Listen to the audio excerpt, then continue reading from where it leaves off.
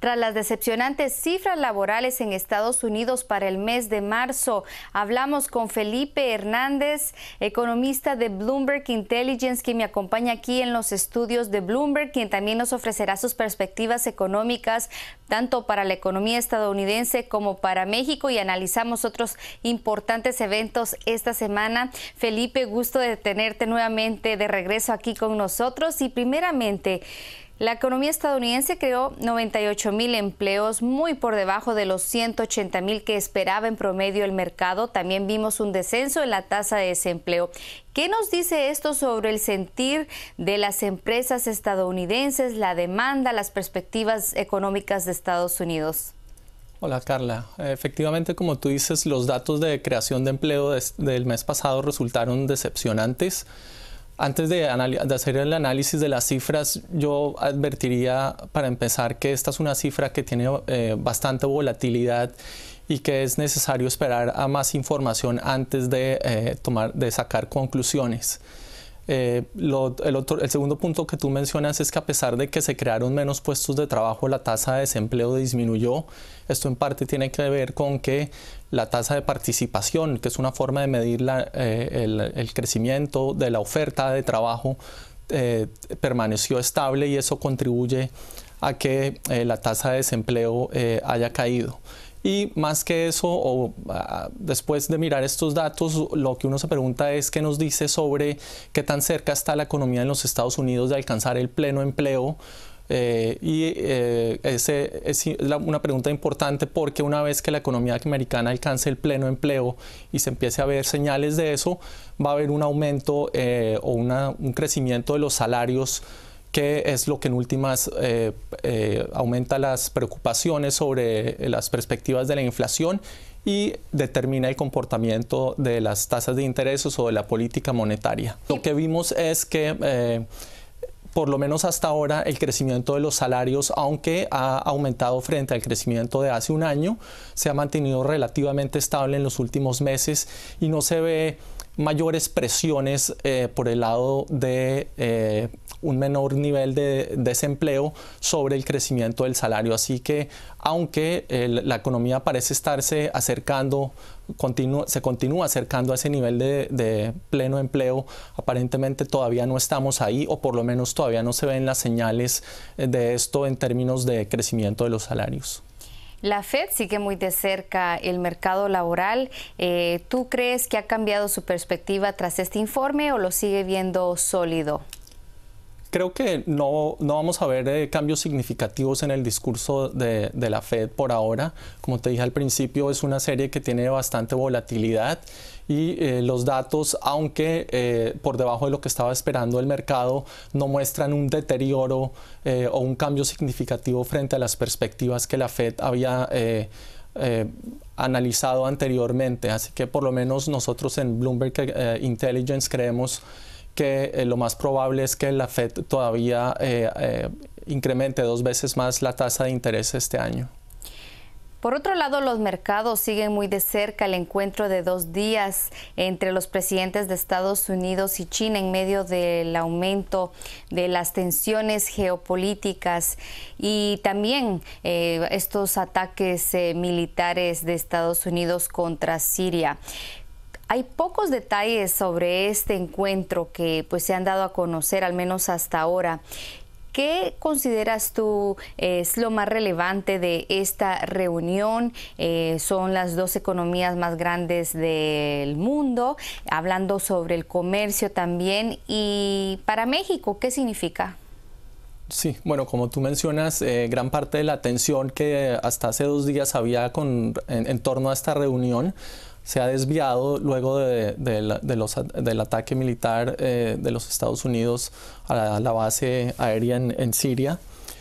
Así que el mercado en realidad no se ha enfocado tanto, y la verdad las noticias o la información que ha salido de esa reunión hasta ahora ha sido relativamente poca. Creo que para en lo que a México concierne, o uno de los puntos que América Latina mirará muy de cerca, es qué información relevante sale de esta reunión con respecto a las perspectivas de la política comercial de los Estados Unidos, que tanto de lo que Trump durante la campaña y los primeros días de su gobierno dijo iba a ser en términos de medidas proteccionistas, cambios en las tarifas arancelarias a los productos que importa Estados Unidos de diferentes países del mundo, qué tanto de eso en realidad se está concretando y qué probabilidad hay de que esto en realidad pueda empezar a cambiar. Por otro lado, tras un complicado primer trimestre, ¿cuáles son las perspectivas económicas para México y sobre todo la inflación, que es la más alta desde el 2012, luego de un alza en los precios de la gasolina y una caída del peso? Bueno, la perspectiva para la economía mexicana sigue siendo difícil, rodeada de bastante incertidumbre, que viene principalmente de la incertidumbre que da al respecto sobre posibles cambios en la política, en diferentes políticas, tanto comercial como migratoria, en los Estados Unidos. Lo que hemos visto hasta ahora en los datos publicados, hay datos concretos sobre diferentes variables económicas, por lo menos hasta el mes de febrero. Lo que muestra es que en el caso de México las exportaciones han venido creciendo a un buen ritmo. Todavía no hay ninguna evidencia de que todas estas medidas proteccionistas de las que ha hablado Trump en el pasado efectivamente se estén implementando y teniendo un impacto negativo sobre el desempeño de las exportaciones. Cifras de en cuanto a crecimiento de remesas, en febrero el último dato tuvo una ligera corrección a la baja, pero nuevamente después de varios meses de una tendencia bastante fuerte al alza, y datos oficiales también sobre el número de personas de mexicanos deportados de los Estados Unidos tampoco muestra ningún cambio fuerte en la tendencia que traía hasta ahora. Así que toda esta preocupación que ha habido con respecto a los posibles cambios de política por parte de los Estados Unidos hasta ahora no han tenido el impacto que a muchas personas era algo que preocupaba bastante en México. Sin embargo, sigue habiendo muchísima incertidumbre y el riesgo potencial en caso de que se implementen algunos cambios. Algunos dicen que lo peor para el peso ya pasó, incluso si pues llegasen a concretarse las amenazas para deshacer el acuerdo comercial, el TLC, como le señaló recientemente Scott Petruska, asesor de divisas para Silicon Valley Bank. ¿Crees que la moneda mexicana seguirá recuperándose? Ya se ubica entre las de mejor desempeño en el mundo en lo que va del año, según la Bloomberg.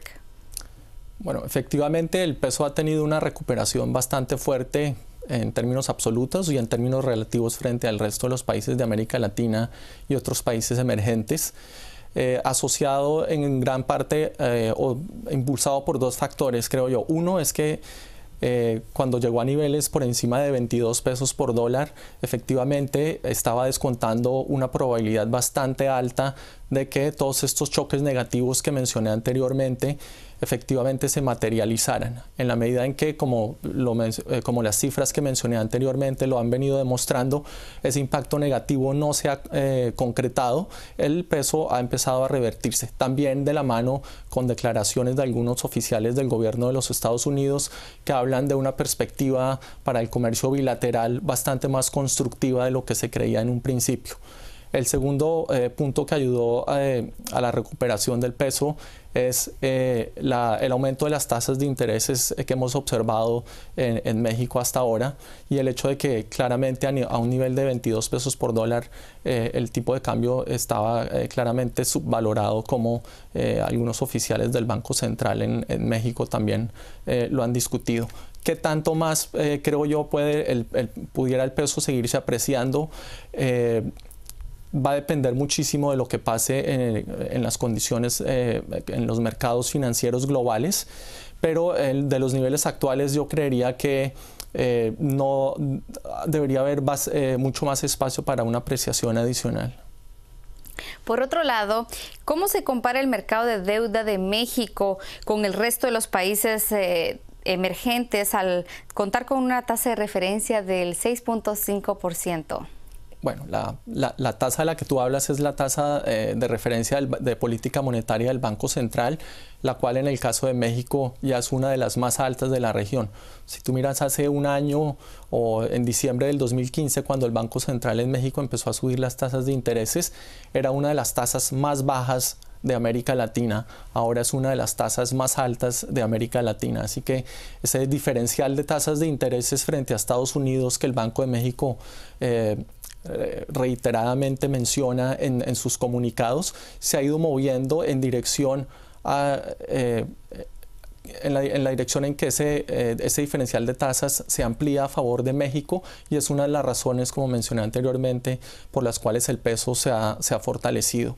Y en términos de cómo se compara frente al resto de las tasas de política monetaria en el resto de América Latina, pues nuevamente es una de las más altas, tal vez la segunda más alta después de Brasil, que la ha venido recortando también de forma bastante rápida. Y además de eso, es una de las pocas, México es uno de los pocos países donde la tasa, además de que ha subido, se espera que probablemente siga subiendo, incluso si es a un ritmo más lento de lo que lo ha hecho hasta ahora. Y es esa también la diferencia en las tendencias. En México las tasas subiendo y en el resto de América Latina las tasas bajando, que también contribuyen a fortalecer o a respaldar el peso. Y ya para terminar y rápidamente, ¿qué tan probable es que la calificación de México sea rebajada en los próximos meses? Guillermo Ortiz, exgobernador del Banco de México, señalaba en una entrevista al financiero Bloomberg esta semana que los inversionistas de México deberían estar atentos en los cambios en las perspectivas del país. Bueno, efectivamente hay una probabilidad, un riesgo relativamente alto de que México vea una reducción en su calificación de deuda soberana.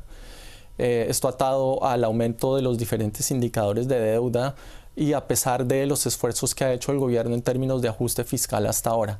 Las principales calificadoras de riesgo ya han revisado la perspectiva de la calificación de estable a negativo, y si uno mira dónde están transando los mercados, los spreads de deuda, los spreads entre los rendimientos de deuda de México con otros países que tienen calificación de riesgo menor a la que México tiene actualmente, ya México está transando por encima de esos niveles.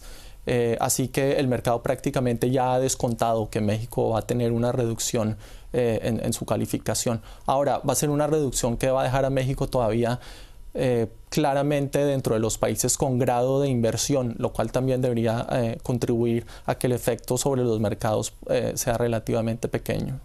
Gracias, Felipe Hernández, economista de Bloomberg Intelligence, por acompañarnos hoy. Con mucho gusto.